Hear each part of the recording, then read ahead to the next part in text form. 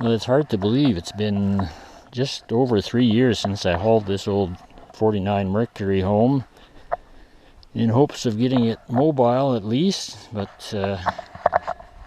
so far, no luck. I don't think I can open this hood with one hand. Nope. Anyway, that engine, besides not running, it's also seized up tighter than the hubs of hell, to quote an old saying my dad used to like. I've used various concoctions to soak the cylinders. Diesel fuel, acetone, automatic transmission fluid mix. I'm going to dump a little more of that in there today, and hopefully we'll have some luck there. Give it a pull and see what happens. But anyway, just a few more little details on it. The sheet metal on the cab is actually in pretty nice shape. Here's our data plate on the inside of the glove compartment door. The M68, some people probably know already, but 68 refers to the gross vehicle rating of 6,800 pounds. Ford went with that style rating up till I think about 52, and then they went to the US version. They called it an M250, I believe. 3/4 ton it would be. Anyway, it's your basic 4 on the floor. Pretty low geared, I would think. Got your typical Ford dash, still looking pretty good. Mercury horn ring, of course, making it just a little bit unique from your run-of-the-mill Ford trucks. And it's a Ford key. Nice. With a heater, of course, as any truck in Saskatchewan would come equipped with. Seats, surprisingly good for the use and abuse it's had. The rear window, I'm guessing somebody decided it was a nice target to shoot at and broke it out.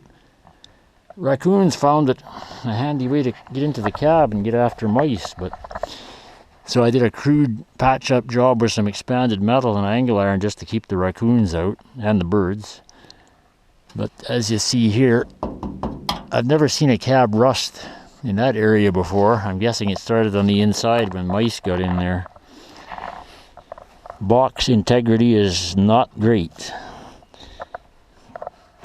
In fact, I'd say it's just barely connected to the running boards.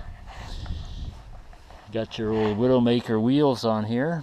At least that's what everybody calls them. They claim they are a very dangerous design.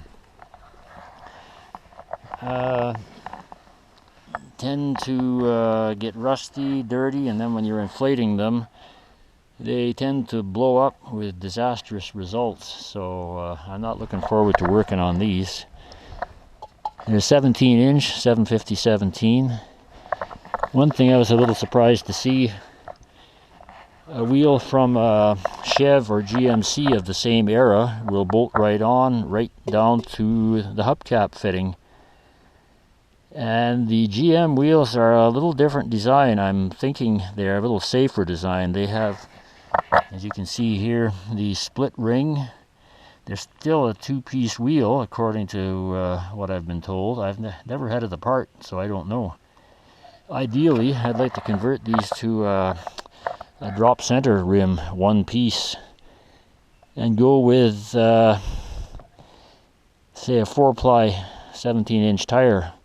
These are 8-ply, obviously, for load carrying capacity. When you're wanting to make use of that 6,800 vehicle rating, you need heavy ply tires. They used to carry 90 bushels of grain on these trucks, and that would be 5,400 pounds, which would leave you well over the gross vehicle rating of 6,800. That only leaves, 1,400 pounds for the weight of the truck, and I know the truck is closer to 4, so anyway, not a big deal. Saskatchewan farmers are well known for overloading their trucks, back in the days before it was illegal. So let's get that hood open. And there you have it.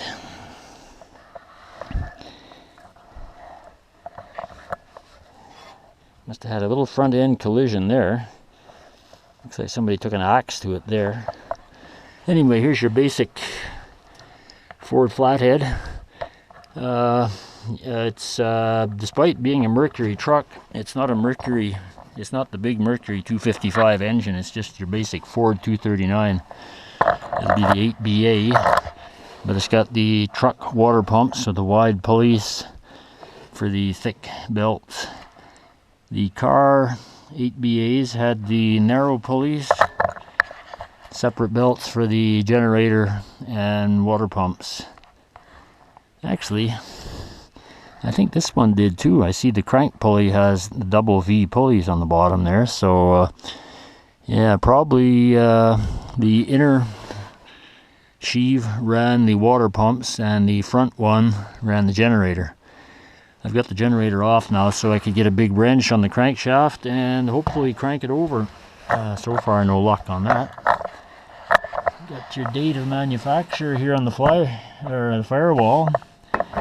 October 4th, 1949.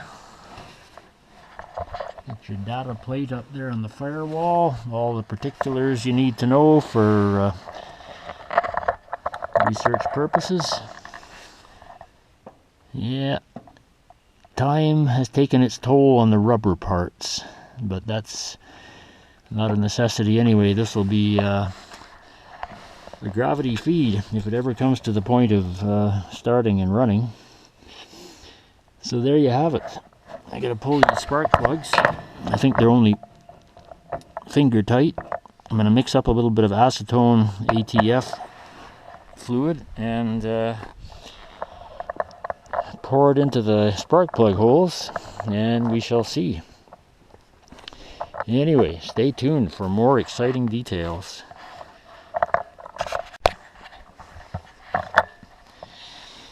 And in case there was any doubt why these engines are referred to as flatheads, it's because the heads are quite literally flat, due to the design of the intake and exhaust valves being in the block rather than in the head or overhead, as other makes of engines where flathead design is pretty much obsolete today as far as I know, unless you're talking lawnmowers maybe.